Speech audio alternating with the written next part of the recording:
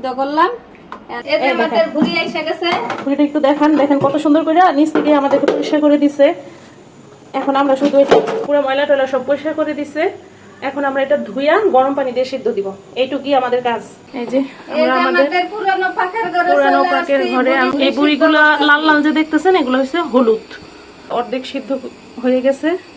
তুলেন হ্যাঁ পুরানো স্মৃতিগুলো জলদি তুলেন পাখার ঘরে চলে আসছি। যত বাজে কাজ আছে আমরা এটার ভিতরে করি, আর ভালো কাজ আমরা ওই পাখার ঘরে করি। দেখেন ধোঁয়ায় কি অবস্থা। এটা দিয়ে দেন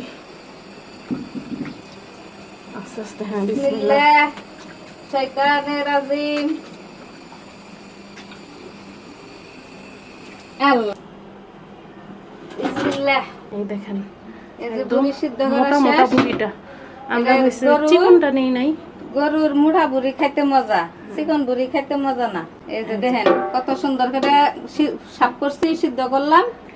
আস্তে আস্তে জোড়ালে কাইটে বাইচ্ছে রেডি করে ফ্রিজে রেখে দেবো। একটু করে যে হানা বানিয়ে এলাম সিদ্ধ করে সবটাই কাইটে বাইছে রেডি করে রেখে দেবো।